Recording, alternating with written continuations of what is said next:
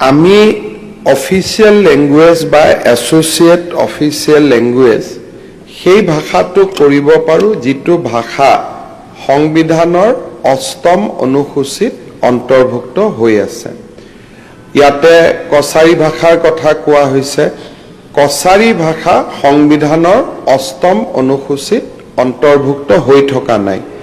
যেতিয়ালৈকে এই ভাষাটোৱে নিজকে এটা ইণ্ডিপেণ্ডেণ্ট লেংগুৱেজ হিচাপে ডিষ্টিংগুইছ ফ্ৰম বেংগলী, যে স্ক্ৰিপ্ট মোৰ বেলেগ আছে, মোৰ ভাষা বেলেগ, এই কথাখিনি ভাৰত চৰকাৰক প্ৰতিপন্ন কৰি ৮ম অনুসূচীত তেওঁলোকে স্বীকৃত ভাষা হিচাপে নাম অন্তৰ্ভুক্তিকৰণৰ পিছতহে আমি ইয়াত সেই ভাষাটোক অফিচিয়েল লেংগুৱেজ বা এছ'চিয়েট অফিচিয়েল লেংগুৱেজ কৰিব পাৰোঁ।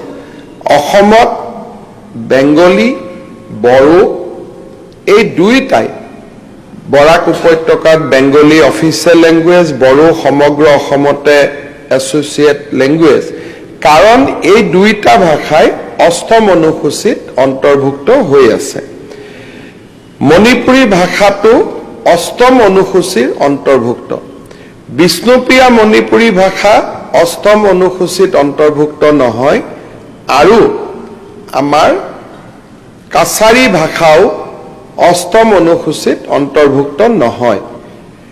৮ম অনুসূচীত অন্তৰ্ভুক্ত হোৱাৰ পিছতহে অফিচিয়েল লেংগুৱেজ আমি স্বীকৃতি দিব পাৰোঁ। সেইকাৰণে যিকোনো ভাষাৰ প্ৰথম প্ৰচেষ্টা হ'ব লাগিব not to include in official language, প্ৰথম প্ৰচেষ্টা হ'ব লাগিব to get included in the 8th schedule of the Constitution of the India. গতিকে কছাৰী ভাষাই হওক, বিষ্ণুপ্ৰিয়া মণিপুৰী হওক, সকলো ভাষাই প্ৰচেষ্টা কৰিব লাগিব যে আমি সংবিধানৰ ৮ম অনুসূচীত অন্তৰ্ভুক্ত হওঁ।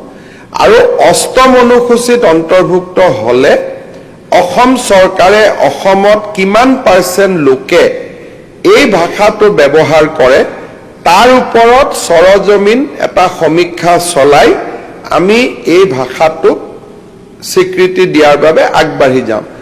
আমাৰ ২০১১ৰ যিটো সেন্সাস, সেই সেন্সাস ডকুমেণ্টত এইটো প্ৰুফ কৰে যে হোজাই আৰু বৰাক ভেলীত মণিপুৰী ভাষা কোৱা এটা সাবস্টেন্সিয়েল পপুলেশ্যন আছে।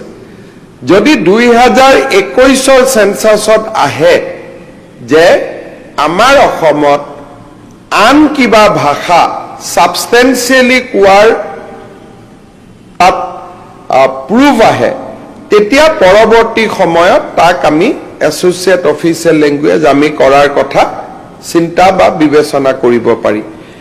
দ্বিতীয়তে সান্থালী লেংগুৱেজৰ ওপৰত আজি সদনক মই অৱগত কৰি ভাল পাইছোঁ যে প্ৰথমবাৰৰ বাবে অসম চৰকাৰে কিছুদিন আগতে সান্থালী লেংগুৱেজক আমি মিডিয়াম অফ ইনষ্ট্ৰাকশ্যন হিচাপে ৰিকগনাইজ কৰিছোঁ।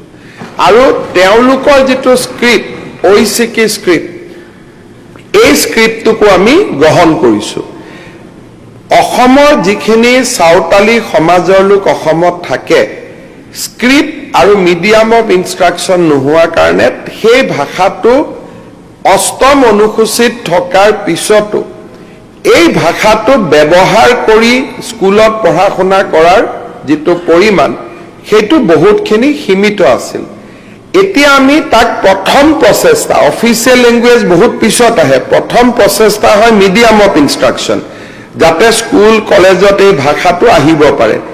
মিডিয়াম অফ ইনষ্ট্ৰাকশ্যন হিচাপে আমি সাঁওতালী ভাষা আৰু ঐচিকি স্ক্ৰিপ্ট আমি এপ্ৰুভ কৰিছোঁ। শিক্ষা বিভাগে এতিয়া শিক্ষক আদি নিযুক্তিৰ প্ৰক্ৰিয়াও তাত চলাই আছে। গতিকে মণিপুৰী লেংগুৱেজে এটা পূৰ্ণতা পালেগৈ, আৰু পূৰ্ণতা পোৱাৰ কাৰণে আজি তেওঁলোকক আমি অফিচিয়েল লেংগুৱেজ কৰিছোঁ। আৰু সাঁওতালী লেংগুৱেজেও with the passage of time, যেতিয়া মিডিয়াম অফ ইনষ্ট্ৰাকশ্যন হ'ব, ল'ৰা ছোৱালীয়ে সেই লেংগুৱেজত মেট্ৰিক দিব, ঐচিকি স্ক্ৰিপ্ট ব্যৱহাৰ কৰিব, যাৰ আমি পটভূমি এটা ইতিমধ্যে নিৰ্মাণ কৰি দিলোঁ যে ভাষাটো আগবাঢ়ক। ডেফিনেটলি অনাগত ভৱিষ্যতত তেওঁলোকেও অফিচিয়েল লেংগুৱেজৰ মৰ্যাদা পাব পাৰে। কিন্তু বিষ্ণুপ্ৰিয়া আৰু কাছাৰীৰ ক্ষেত্ৰত যিহেতু অষ্টম অনুসূচিতে ভাষা দুটা এতিয়ালৈকে অহা নাই, গতিকে মই ভাবো যে সেই ভাষাৰ বিদগ্ধ পণ্ডিতসকলে এই বিষয়ে ভাষাটোৰ ওপৰত চিন্তা চৰ্চা কৰি তাক অষ্টম অনুসূচীলৈ লৈ যোৱাৰ বাবে প্ৰচেষ্টা কৰিব লাগিব। আৰু চৰকাৰে এই ক্ষেত্ৰত যদি তেখেতসকলে বিচাৰে যে বিষ্ণুপ্ৰিয়া মণিপুৰী ভাষাৰ ওপৰত আমি ৰিচাৰ্চ কৰিম, গৱেষণা কৰিম, অষ্টম অনুসূচিত অন্তৰ্ভুক্ত কৰাৰ বাবে আমি কেন্দ্ৰীয় চৰকাৰক আৰ্জি দিম, অসম চৰকাৰে ডেফিনেটলি বিষ্ণুপ্ৰিয়া মণিপুৰী ভাষাকো সহায় কৰাত, পৃষ্ঠপোষকতা কৰাত আমাৰ কোনো আপত্তি নাই।